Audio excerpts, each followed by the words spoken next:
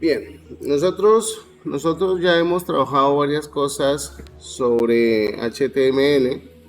Hemos visto algunas etiquetas que son bastante importantes e interesantes y que nos van a permitir realizar ciertas tareas sobre el renderizado de elementos y de contenido. Dentro de esa serie de etiquetas que nos facilitan la labor de renderizar datos, tenemos las listas. Las listas básicamente nos van a permitir a nosotros poder generar ciertos elementos los cuales vamos a poder visualizar, ya sea de forma ordenada, ya sea de forma no ordenada o listas descriptivas. Son los tres tipos de elementos o categorías que existen dentro de las listas. Tenemos las listas no ordenadas, que son aquellas que dentro de su estructura simplemente van a mantener un estándar de símbolos como la viñeta.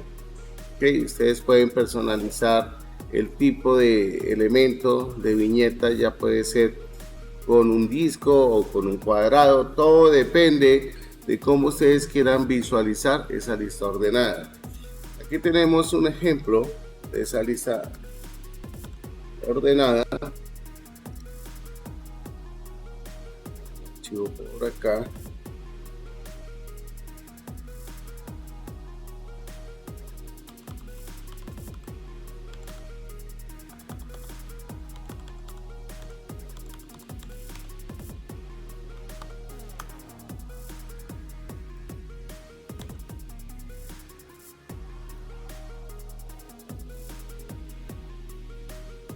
Donde básicamente podemos observar que nos encontramos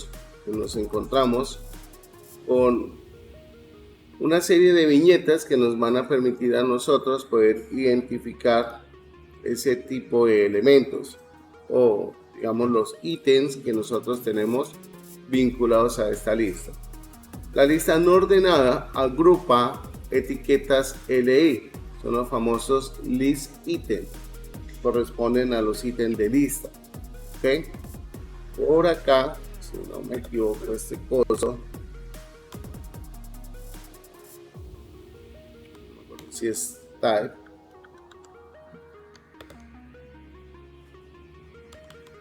square, no recuerdo cuál es el elemento, square, ahí está, donde yo lo puedo cambiar, en lugar que sea un círculo, que sea un cuadradito, o puedo, si no me equivoco, el disco, creo que el otro es el circle, si no me equivoco, que es la misma viñetica anterior pero sin relleno. Veamos que esas son las características que tenemos dentro de una lista no ordenada. ¿Okay? Normalmente una lista no ordenada nosotros la podemos utilizar para poder crear menús de navegación y es muy común usarlo. ¿Okay? Es muy común usarlas para los menús de navegación. Lo que pasa es que tenemos que cambiarle la disposición a la lista. La disposición es para que nos aparezca en modo inline, ¿cierto? Porque ahí nos está apareciendo en modo bloque, ¿okay? Digamos, pero eso lo vamos a ver más adelante. Entonces, estas son listas no ordenadas. Tenemos las listas ordenadas.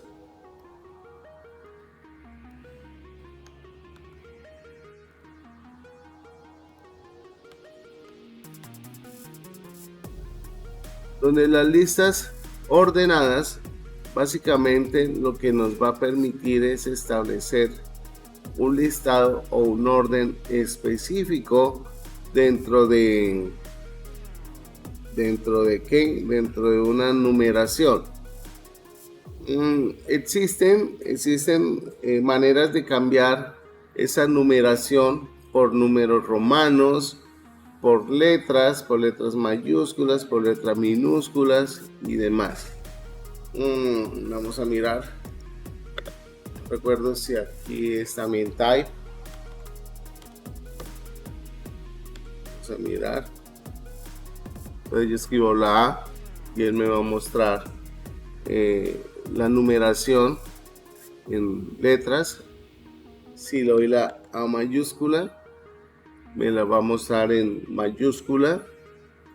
Si le doy, creo que este valor, él lo va a entender como números romanos.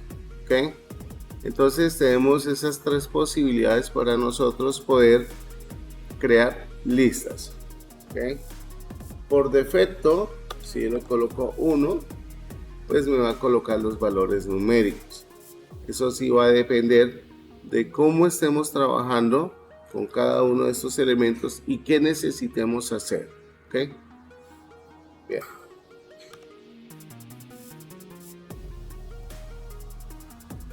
Tenemos las listas de descripción. Estas listas de descripción son bastante interesantes.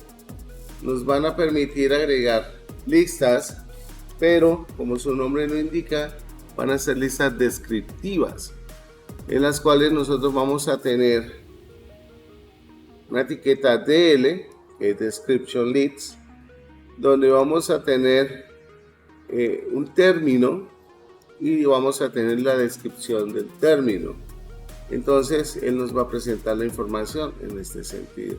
Pues digamos que es bastante interesante para cuando uno necesita hablar de alguna categoría o algún tipo de elementos de esos dentro de nuestro documento web.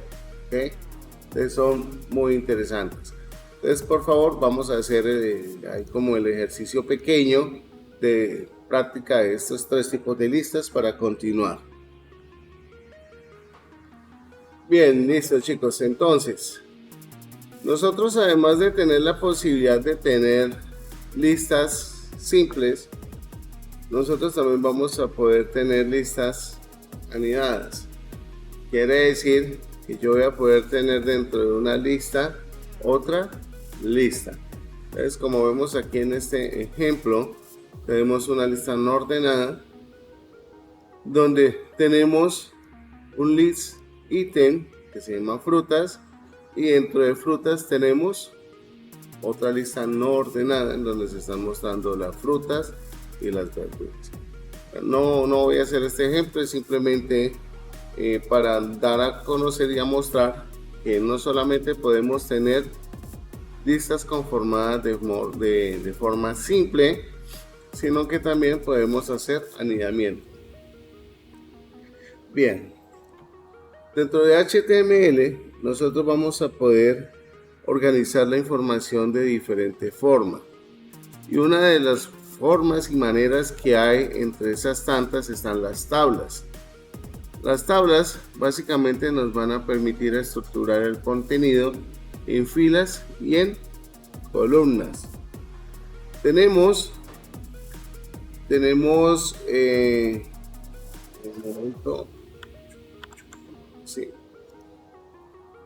tenemos unas etiquetas base que se utilizan dentro de las tablas. La primera etiqueta es la etiqueta table. La etiqueta table normalmente la vamos a utilizar para abrir una tabla. Esa etiqueta table, al igual que muchas etiquetas, tiene una etiqueta de cierre. Tenemos tr, th, td y caption. Cada una de ellas tiene una función específica. TR me permite definir una fila dentro de la tabla.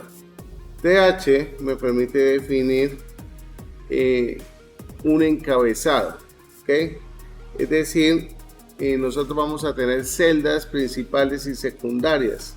Esa celda principal es la que llaman celda de encabezado, que son los TH, en donde nosotros vamos a colocar los títulos en las tablas. ¿Okay? Tenemos el TD, que me va a permitir definir esas columnas donde van a estar contenidos los datos o las celdas. El caption es una etiqueta que me va a ayudar a agregarle un título a la tabla. ¿Ok? Entonces por acá tenemos un ejemplo donde tenemos la definición de una tabla, donde esa definición de esa tabla está compuesta por tres TRs, donde el primer TR me está definiendo el encabezado de la tabla. Como nos damos cuenta, tenemos el nombre, la edad y la ciudad. El segundo TR me está definiendo el primer dato, que es Juan, donde definitivamente tengo que agregar las 3 columnas para poder agregar la información. En caso de que me falte alguna columna, pues vamos a tener una tabla incompleta y nos va a generar un hueco, ¿ok? Y se va a ver pues, no tan llamativo. Tenemos una etiqueta que es la etiqueta THEAD, que es el encabezado de la tabla, y dentro de ese THEAD nosotros podemos colocar la propiedad TR para colocar los encabezados, y tenemos TBody, que también nos va a permitir semánticamente estructurar el cuerpo de la tabla. Digamos, ya nos permite realizar este tipo de ejercicios. Nosotros podemos especificar algunas configuraciones, algunos estilos para la tabla. Dentro de esas están los bordes, el cell padding y el cell spacing, donde el cell padding establece el espacio entre el contenido de la celda y el borde. Eso es como cuando nosotros aplicamos el famoso padding dentro de un contenedor. ¿Okay?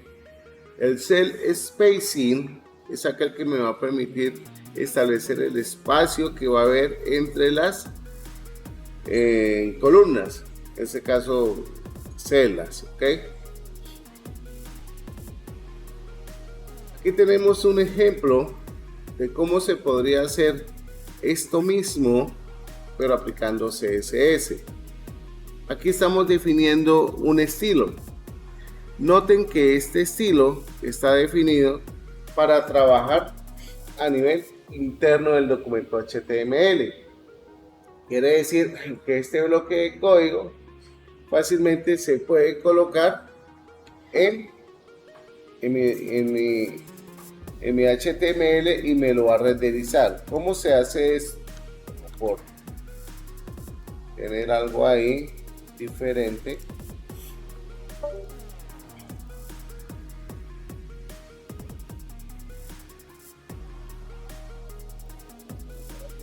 Sí.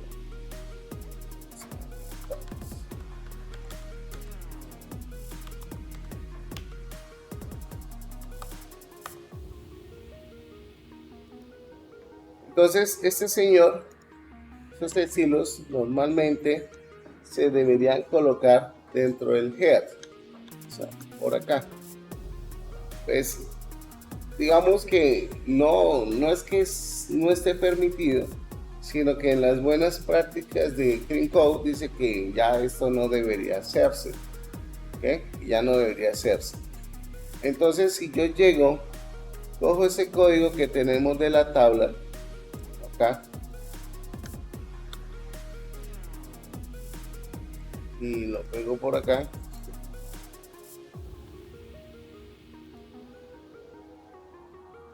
Voy a eliminar esto, no me interesa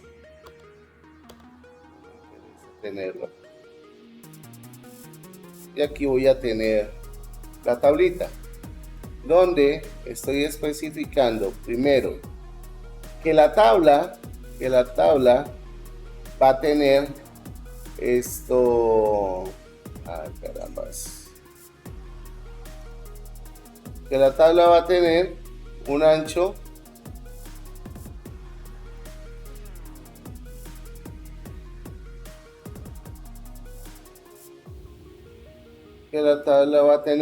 del 100%. Hay algo bastante importante cuando uno trabaja con unidades de medida, y es que nosotros podemos establecer esas unidades de medida en porcentajes, en píxeles, en puntos o en unidades de medida de viewport. Las unidades de medida de viewport son pues relativamente nuevas en CSS. ¿Qué significa? Que en lugar del 100% yo le puedo decir 100 W. W significa que se ajuste al ancho del viewport. O puedo colocarle VH, que es viewport height, para que se ajuste automáticamente a todo el ancho de mi vista. Aquí tenemos los TDs y los TR, donde le estoy especificando el borde. Le estoy indicando que el borde sea de un píxel negro y que cada TH y TD tenga un padding de 8 píxeles. Y le estoy diciendo que la alineación del texto sea hacia la izquierda, según nuestro estilo. Y le estoy diciendo acá que el TH, el fondo, tenga un color. Acá yo puedo fácilmente cambiar el color y se me actualiza. ¿Ok? Entonces, de esa manera nosotros podemos trabajar con las tablas. Entonces, por favor, vamos a hacer este pequeño ejercicio. Y ahorita seguimos trabajando con tablas. Bueno, listo, chicos, vamos a continuar acá. Por acá tenemos algunos conceptos sobre los bordes. Cuando usemos bordes dentro de una tabla, tratemos de que esos bordes sean muy sutiles. Los bordes gruesos dan un aspecto, digamos, muy rígido, muy duro del diseño, ¿sí? Y realmente los bordes gruesos ya no se están usando. O sea, eso es historia patria. Ustedes tenganlo presente. Cuando utilicen bordes, traten de que esos bordes sean muy delgados. Simplemente que nos den una sensación de, no sé, de realce. ¿Ok? Realce. Acá, bueno, tenemos aquí otros estilos en los cuales nos va a permitir poder agregar algunas características dentro de mis tablas. Yo puedo agregar estilos o bordes independientes a las tablas, sí. Es decir, yo le puedo asignar a una celda que tenga borde al lado derecho o al lado izquierdo, si así lo quisiera. ¿Ok? Si así lo quisiera.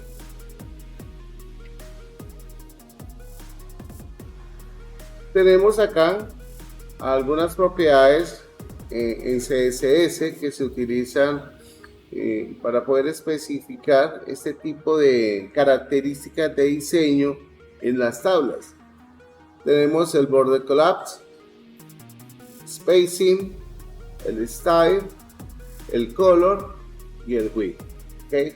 Cada uno de ellos nos va a permitir poder especificar ciertos criterios al momento de implementar el estilo. A ver, aquí tenemos otro ejemplo donde básicamente pues estamos repitiendo cada una de las cosas. Aquí la diferencia es que aquí estamos implementando un borde totalmente diferente, ¿ok? Que estamos colocando un estilo punteado.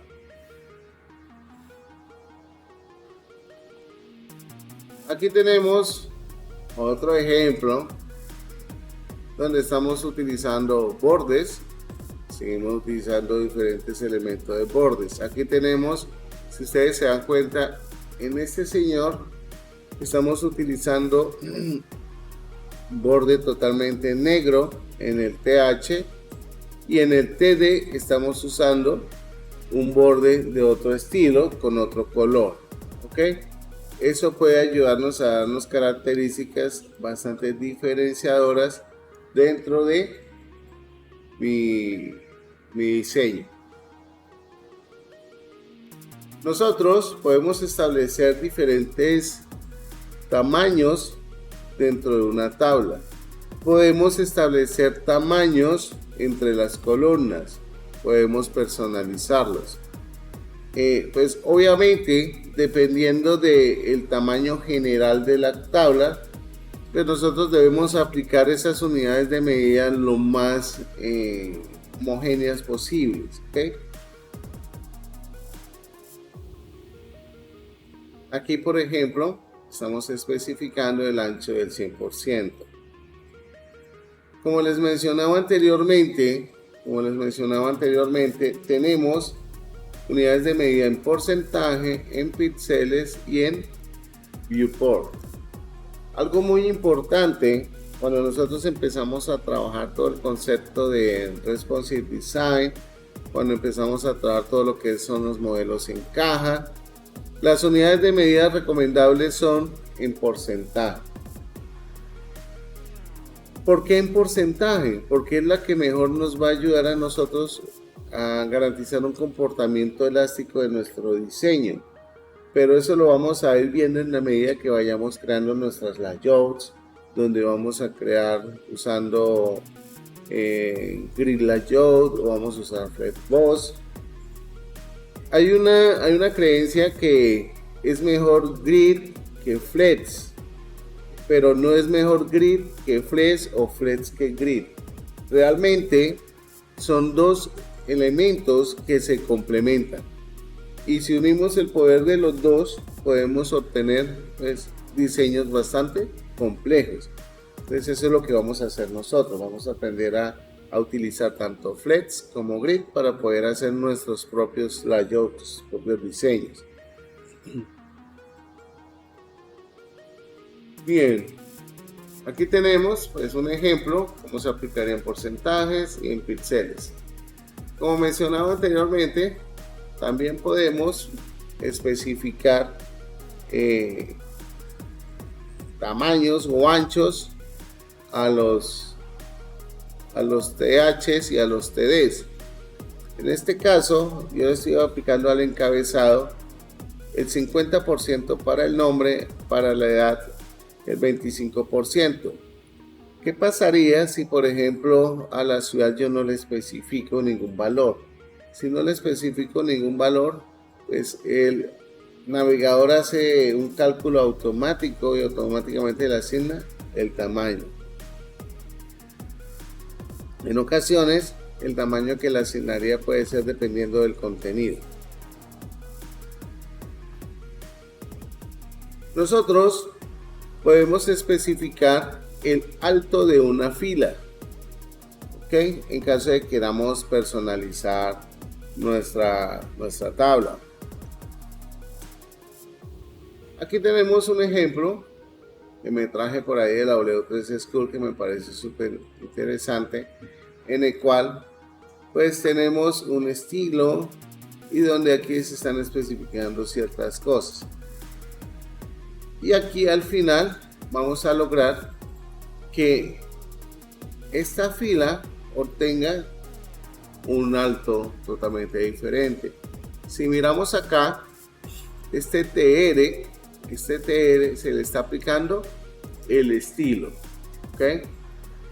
Obviamente se está haciendo un estilo en línea, ¿ok?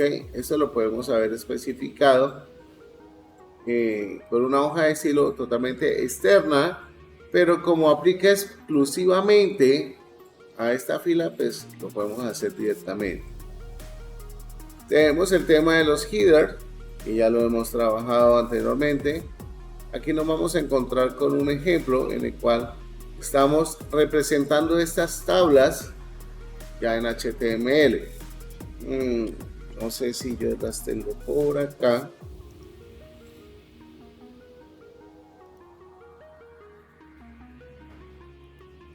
Veamos esto que es.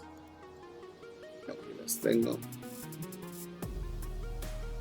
Entonces aquí tenemos las tablas donde estamos definiendo los encabezados, donde aquí estamos definiendo algunos elementos como un calendario. Aquí tenemos la otra tabla que veíamos allá en la gráfica, Y por ejemplo aquí tenemos otro ejemplo en el cual estamos viendo que se hace una combinación de filas. Yo puedo combinar filas y columnas dependiendo de las necesidades que tengamos nosotros en nuestro diseño.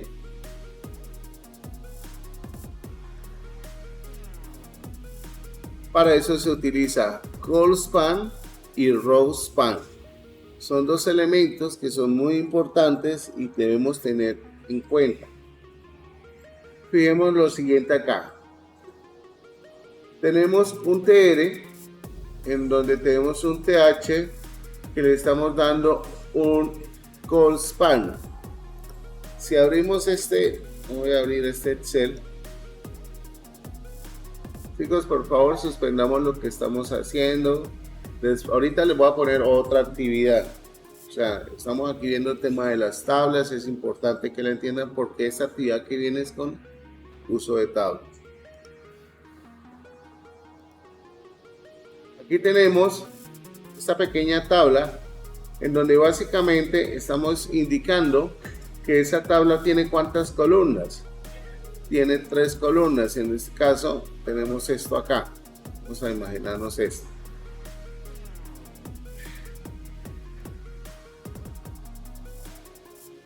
Donde inicialmente coloco una fila, esta fila, y le estoy diciendo que por favor haga un call span de 3. ¿Qué hace este señor? Básicamente lo que hace es tomar este amigo y por acá le puedo decir dónde está. Pierde las opciones acá. Y por acá. Se me olvidó. Acá. Lo que está haciendo es esto. Una combinación de esas 3 columnas. Y lo que va a hacer básicamente es a colocarnos el título que se llama productos disponibles. A continuación, pues vamos a tener otra fila en la cual va a poner el nombre, el precio y la cantidad. ¿Ok? Y por último, pues nos va a empezar a organizar toda la información. Por último, va a colocar otra fila en la cual va a mostrarnos, digamos, el resumen de esa venta. Lo mismo sucede con el row span, donde aquí tenemos el ejemplo. En este caso le estoy diciendo que tome frutas y le asigne ese valor. Ojo con lo siguiente, aquí es muy importante algo, no se me vayan a confundir. Cuando yo hago un row span o un call span, debo estar muy claros en que estoy cubriendo todas estas filas o estos registros. Quiere decir que en la siguiente columna o en la siguiente fila, fíjense que solamente tenemos dos columnas. ¿Por qué 2 columnas? Porque acá yo ya le estoy diciendo que me tome la franja de acá hacia acá. Y si yo llegara a colocar otro TD, esto automáticamente se desbarata. ¿Ok? Eso automáticamente se desbarata y me corre todo el diseño y se vuelve nada. Entonces es importante jugar muy bien con el call span y el row span.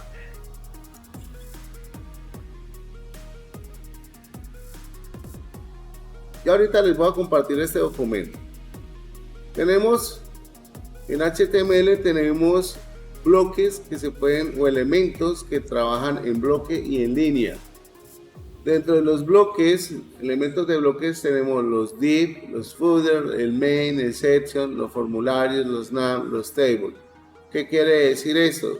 Que siempre se va a meter uno debajo del otro. Y tenemos también los inline, que son los que por lo general nosotros podemos configurar en línea. ¿Okay? Que podemos cambiar la disposición para que nos presente una información totalmente diferente.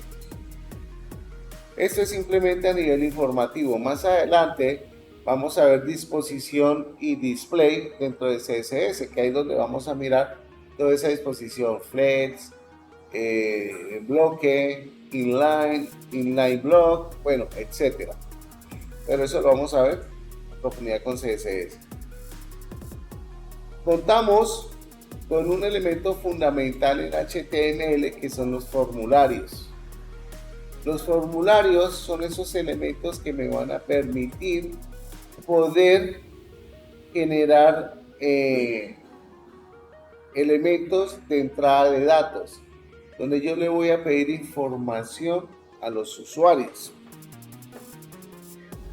Existen diferentes tipos de elementos. Para eso siempre está la etiqueta input, donde la etiqueta input posee una propiedad llamada type, y donde type me va a definir el tipo de elemento que yo quiero. Tenemos los botones, tenemos los checkbox, que básicamente los checkbox son esas cajas de selección múltiple. Tenemos el color, donde me va a aparecer un gradiente y voy a poder especificar un color y guardarlo. Tenemos para la fecha y hora, para especificar correo, para un archivo. Tenemos elementos ocultos. Estos elementos ocultos son muy útiles específicamente cuando yo traigo información de la base de datos como un código y deseo tener el código porque lo voy a necesitar para una operación, pero no me interesa que el usuario lo visualice. Entonces puedo tener campos ocultos, tengo entradas de tipo image, entradas de tipo mes, número, password, los famosos radio button. Tengo elementos de tipo range o rango. Tenemos un input de reset. Así como yo tengo un botón de envío de datos, tengo un botón que me permite resetear el contenido del formulario. Tenemos un componente de búsqueda, un submit, que me va a permitir también ejecutar una acción, ¿ok? Y esa acción normalmente, cuando nosotros estamos trabajando con, no sé, por ejemplo, PHP. En PHP, cuando trabajamos programación del lado del servidor, necesitamos decirle que por favor me envíe la data al servidor. Entonces, para eso normalmente utilizamos el submit. Aquí tenemos que para especificar un teléfono, texto, hora, si queremos especificar una URL, si queremos seleccionar una semana específica dentro de un calendario, rango. Entonces, todo eso elementos son muy interesantes. Aquí está un ejemplo de cómo podemos aplicarlo.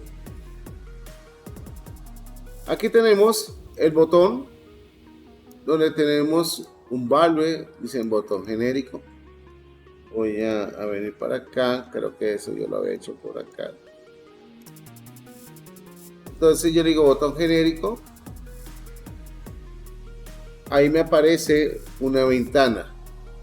Esa ventana hasta ahora es mágica para ustedes, que no saben cómo la hicimos. Esa ventana es un componente de JavaScript, es un alert que normalmente se utiliza para enviar mensajes a los usuarios.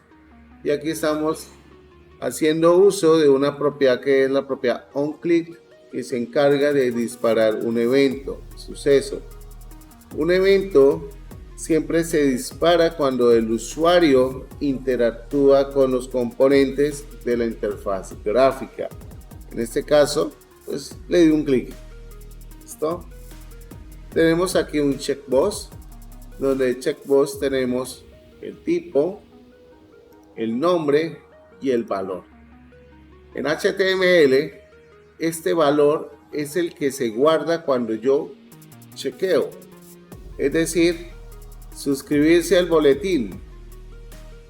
Cuando el usuario marca la caja de chequeo y cuando la información se envía, sea a la base de datos, sea al backend para que sea procesada, el valor que se va a guardar es newsletter. Eso es lo que se guarda. Tenemos el color, donde el color me va a permitir almacenar el nombre del color. Quiere decir, por aquí tengo esto, le doy clic acá, ahí sale el gradiente. Yo puedo escoger acá el color que quiera, etcétera, y él al final pues va a guardar el color. Tenemos la fecha, me sale un calendario. Esto es ahora de HTML5. Anteriormente, para hacer esto nos tocaba hacerlo con JavaScript y hacer un montón de cosas. Y ahorita el mismo componente de HTML5 ya lo tiene, no tenemos que hacer mayor cosa. Ahí lo único que podríamos hacer es aplicarle un estilo para que salga diferente, ¿ok? Salga diferente, bien. Y ese componente es el de date. También tenemos el date local, donde cada uno de estos elementos va a ser pues lo indicado por la documentación. Notemos que siempre vamos a tener un ID y un nombre.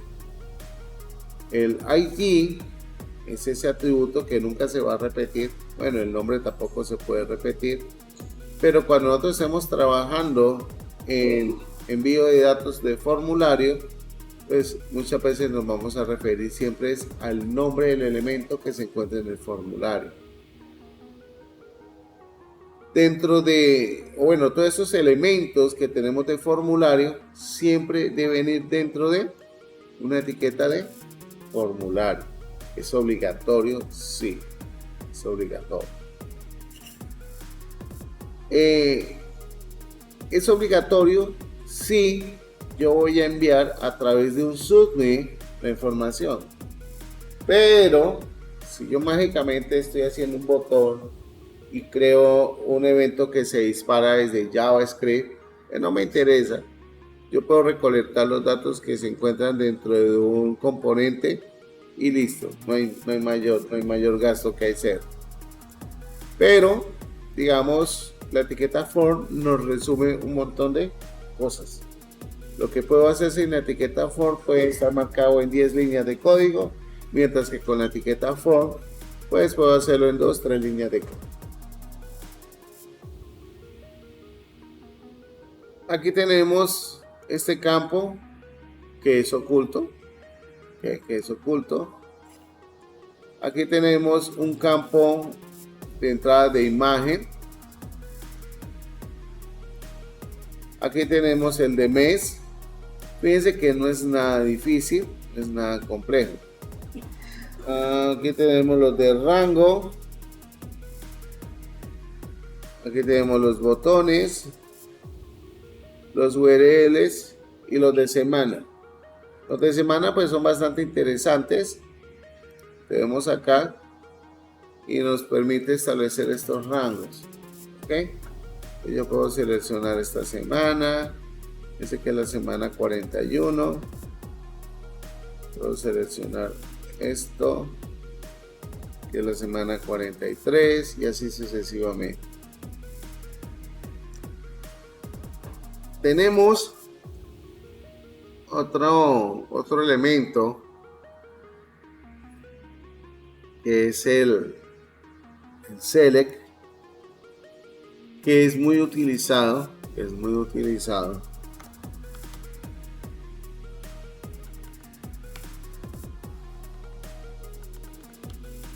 para mostrar información en forma de lista. Entonces, por ejemplo, yo puedo decir acá ciudades, ciudad. Si vengo acá,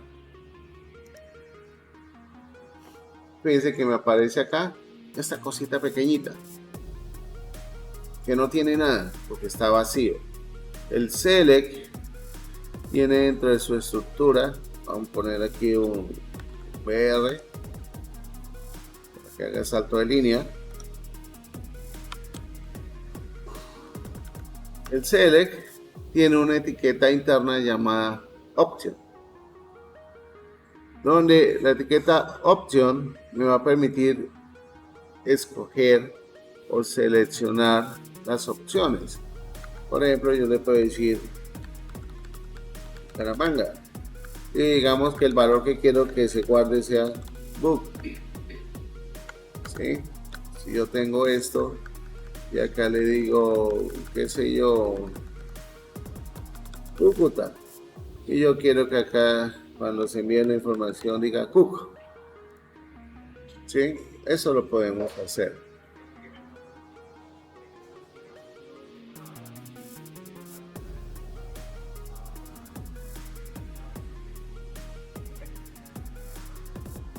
Buc. Sí. Si tú quieres que se almacene Bucaramanga, pues tienes que escribir acá Bucaramanga. Normalmente estos elementos los usamos cuando traigo información de una base de datos. Y en el value nosotros siempre vamos a enviar el código de la ciudad que el usuario seleccionó por todo el elemento relacional, pero eso más adelante lo vamos a revisar. Y si miro acá, aquí ya tenemos los dos elementos que agregamos allá. Si yo selecciono Cuc, pues él me va a decir que he seleccionado Cúcuta. Si yo selecciono Bucaramanga, me va a mostrar allá, cuando se guarde va a almacenar Buc. ¿Ok? Bien. Perfecto. Listo. Acá ya hemos visto todo lo relacionado a los formularios. Realmente el potencial de un formulario lo vamos a ver cuando empecemos a trabajar con JavaScript, que es donde vamos a empezar a enviar datos a una base de datos, cuando vamos a utilizar, por ejemplo, un JSON, y vamos a enviar por medio de un Fetch API, vamos a enviar información al JSON, cuando hagamos ese tipo de cosas. Pero ahorita pues es simplemente conocer cuáles son los diferentes elementos que posee el formulario y para qué se utiliza. Información sobre formularios hay mucha. En la misma W3C School hay un detalle, ejemplos con formularios. Si quiero aplicarle diseño estilo a una caja de un formulario, lo puedo hacer sin ningún problema. No, que es que quiero que sea redondeado, que en lugar de que sea cuadrado tenga los bordes redondos. Todo eso se puede hacer. ¿Okay? Todo eso lo puedo afectar por medio de CSS. Bien, entonces, para ir redondeando nuestro asunto,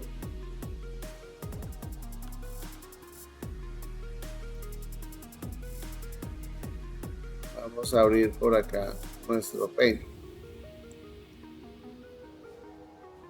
Nos vamos a encontrar con una página web. Esta página web va a estar dividida en tres partes. Una parte acá,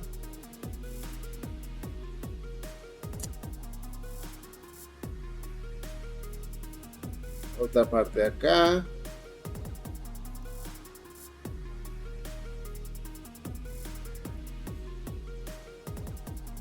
otra parte acá. ¿Listo? ¿Qué quiero dentro de esta página web que está dividida así? Lo primero que vamos a encontrar, un circulito. Ese circulito va a tener la foto de ustedes.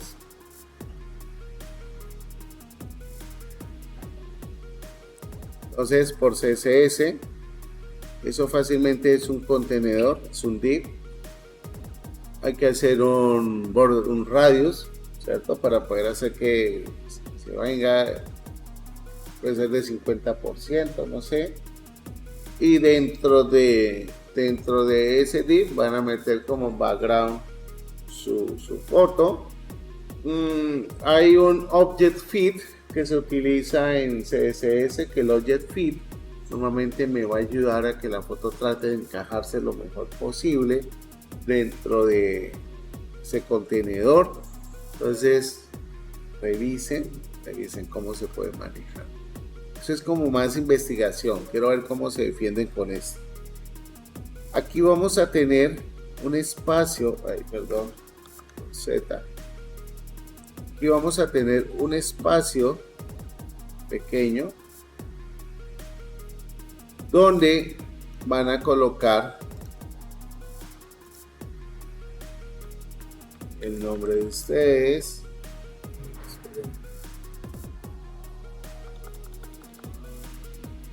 Esto lo pongo un poquito más grande.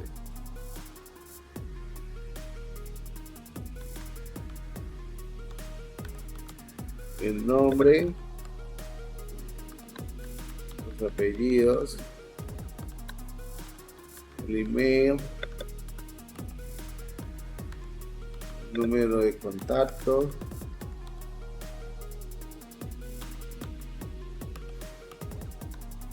la edad,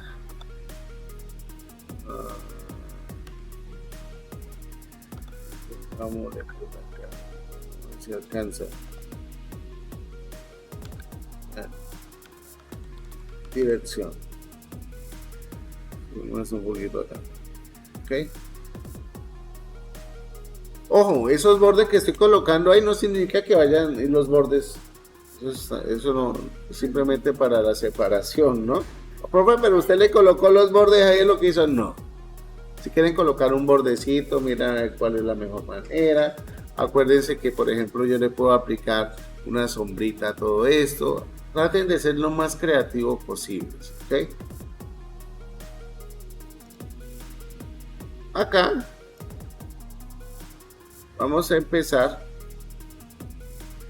con un elemento el cual va a contener, no sé, yo pienso que aquí un título. Usted, el diseño lo hará, o sea, no me gusta como el profe lo hizo, lo hago tal diseño, pero que el contenido sea lo que les estoy colocando, ¿okay? Traten de no utilizar cosas desconocidas o que no hayamos trabajado, porque la idea es que vayamos evolucionando poco a poco, ¿okay? Yo sé que hay mucho interés de ir trabajando otros elementos, pero tratemos de hacerlo un poco más pausado.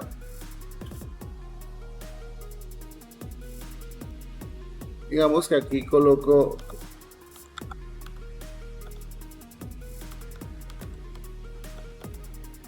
estudios, qué sé yo.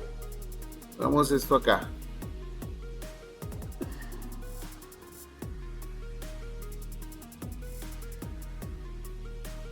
Entonces, por aquí vamos a colocar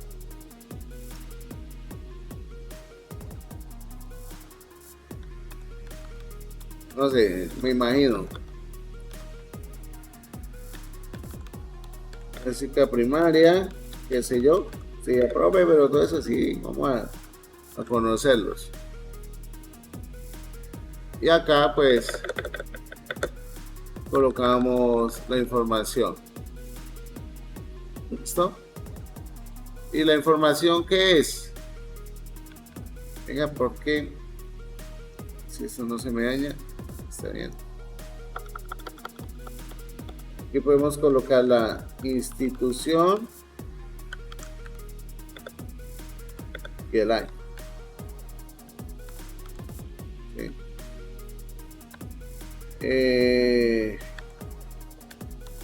Bachillerato, que eso, o bachiller. Lo mismo. Institución, año y especialidad. Recuerden que hay colegios que son técnicos, hay colegios que son académicos, entonces especificar. Entonces, estudios técnicos.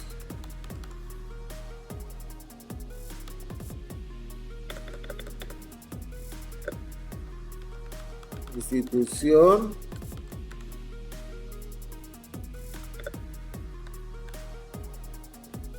y año.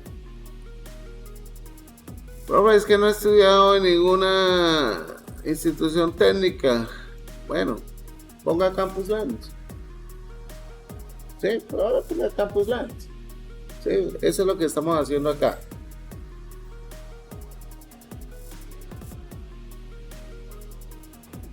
Sí, sí. Actualidad puede ser. Digamos, aquí tenemos estos estudios. Por acá vamos a colocar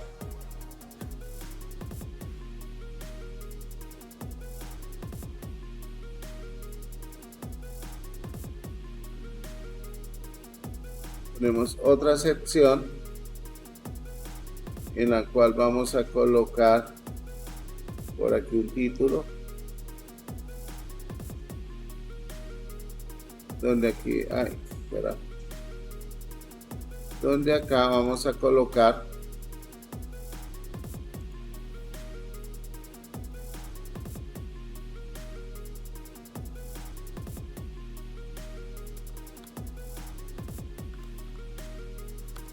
cursos, ¿cierto?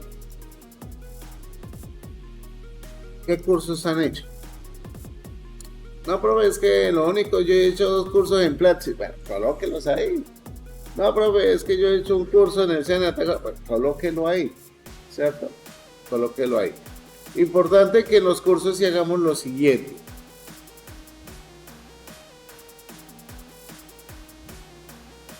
¿Cómo nos va?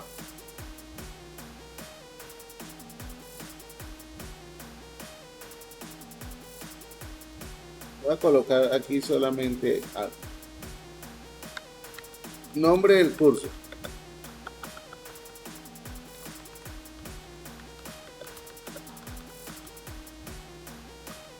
Listo.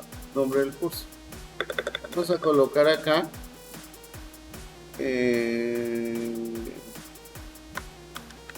institución y año. Y vamos a colocar aquí stack tecnológico. El stack tecnológico es qué tecnología aprendió. Si dice, no, aprendí, qué sé yo, MySQL, aprendí programación básica, etcétera. Sí, es como decir las habilidades que ustedes adquirieron con ese curso. Y esos mismos datos van para todos los cursos. ¿Okay? Van para todos los cursos. Bien.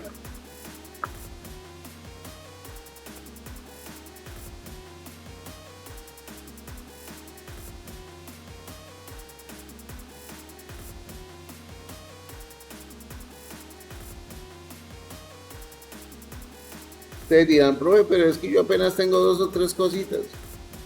Pues coloquémoslas. ¿Okay?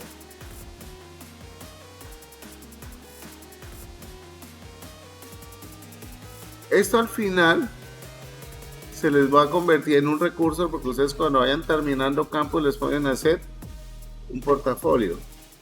Y digamos que aquí ustedes van a tener ya una idea más o menos de lo que pueden colocar en un portafolio.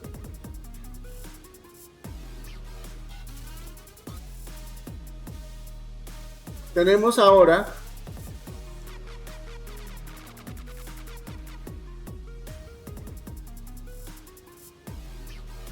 por aquí algo que diga mis proyectos.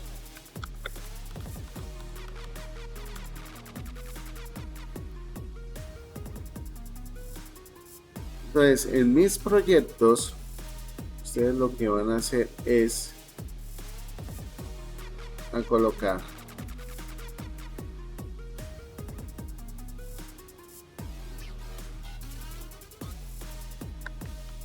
el nombre del proyecto. Nombre del proyecto.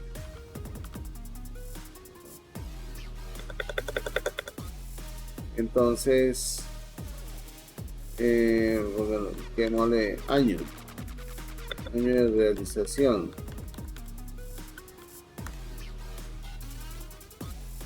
Pongamos una descripción del proyecto.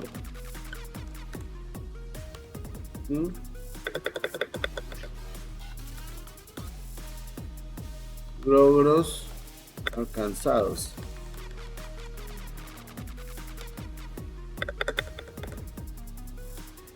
Y el stack tecnológico que utilizaron.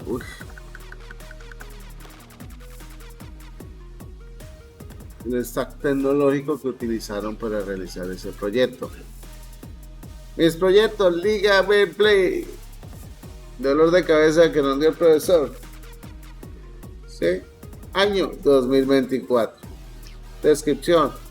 Se realizó un proyecto o realicé un proyecto para la gestión de bla, bla, bla, bla, bla, bla. Ok. Stack tecnológico. ¿Qué usaron? Python, persistencia de datos utilizando JSON. Todas esas cosas son las que vamos a publicar ahí. Nombre del proyecto. Turiscall. Aplicación o página web que me permite poder dar a mostrar los sitios de interés turístico de Colombia. Página estática. Eso es un proyecto que hicieron. ¿Están empezando a aprender? Sí. Pero es un proyecto personal que ustedes van a ir viendo su evolución. Proyecto, mi hoja de vida. Otro proyecto. Profe, pero es que eso es insignificante. Sí y no. Más que no. Porque es que eso al final les va a dar a conocer a los reclutadores cómo ustedes han evolucionado en el tiempo en cuanto al conocimiento. Esos chinos empezaron acá, van acá, van acá, ya llegan acá y han avanzado. ¿Ok? Bien.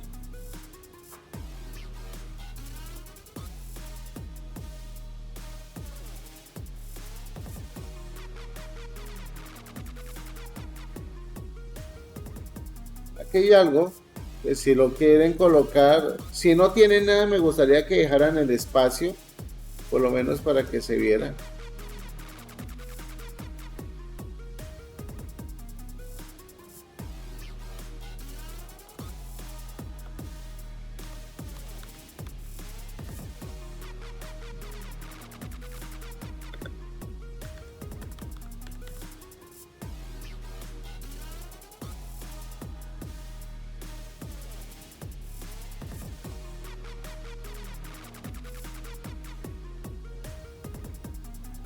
Experiencia laboral.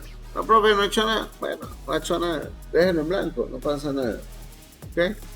Si han hecho algunas cosas, pues de pronto, no, profe, que para un amigo que es carpintero le hice tal cosa, pues colóquelo ahí. ¿Sí? No pasa nada. No, que es que le ayudé a hacer una hoja de Excel, colóquelo ahí. ¿Cierto? ¿Qué fue lo que hizo? Entonces, aquí pues el nombre de la experiencia, o más bien, no sé, empresa, persona, esto,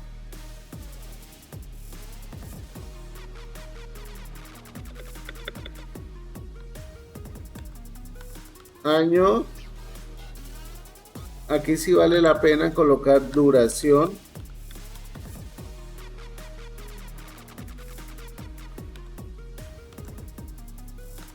Duración del proyecto, un mes, 2 meses, ¿sí?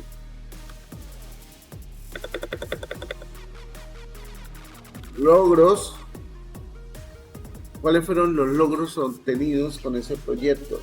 No, por medio de la realización del el documento de Excel, ayudé a mejorar el proceso para que mi amigo pudiera calcular más fácil, no sé, la nómina que va a pagar. Chévere. Son cosas.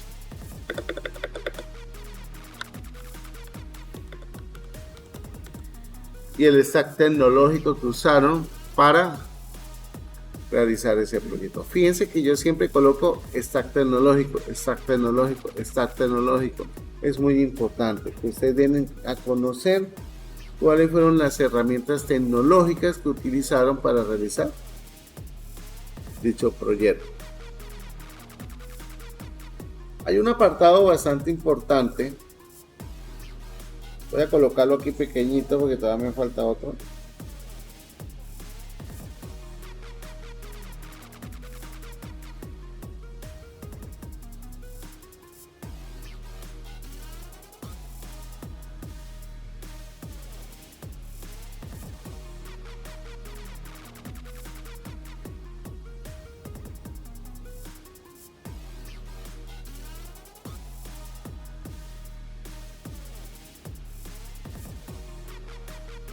Ese apartado es el apartado de skills.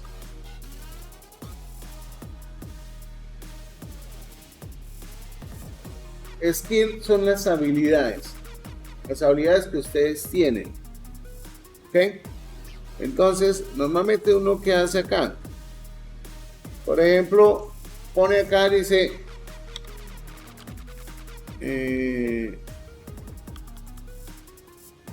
Python, no sé, me imagino. Entonces, ustedes van a tomar la decisión cómo lo van a hacer. Hay unos que lo han hecho con una barra de progreso, hay otros que le ponen estrellitas, que 1, 2, 3, 4, 5 estrellitas, donde 5 estrellitas es que, mejor dicho, soy un duro en Python, que 2 estrellitas, bueno, que apenas tengo conocimiento básico en Python.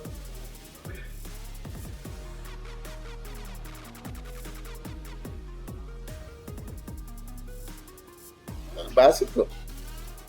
Sí, realmente nosotros pues hemos conocido Python, pero no hemos profundizado en el potencial que tiene Python. ¿Sí? Pero digamos que ya es un inicio para que ustedes, si quieren seguirlo madurando, lo puedan hacer.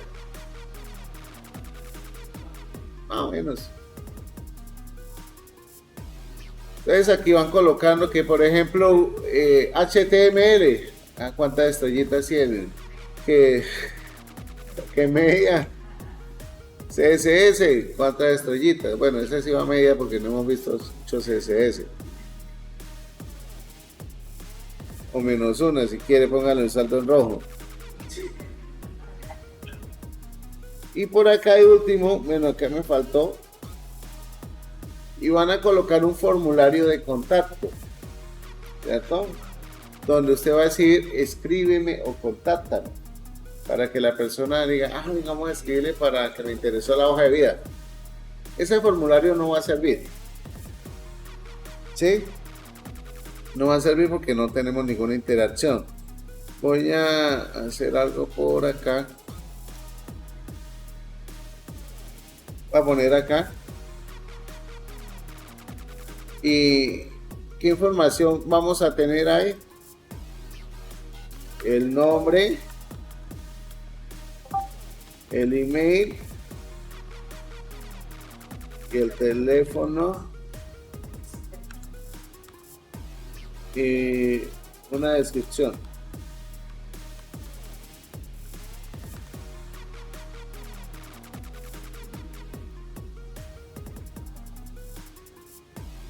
Digamos, esta es la información que debería ir aquí en el formulario de contacto. La descripción, en los formularios hay un elemento que se llama el text area. Text area es un elemento en los formularios que me permite escribir múltiples líneas de texto. Entonces, revisen. ¿Okay?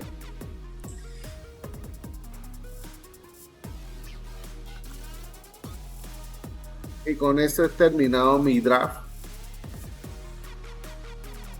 Copio. Se los comparto para que lo tengan ahí en el disco. ¿Listo? Entonces, comencemos. Bueno, continuemos entonces con los trabajos que tienen. ¿Listo? ¿Quiere que les dé la fecha una vez?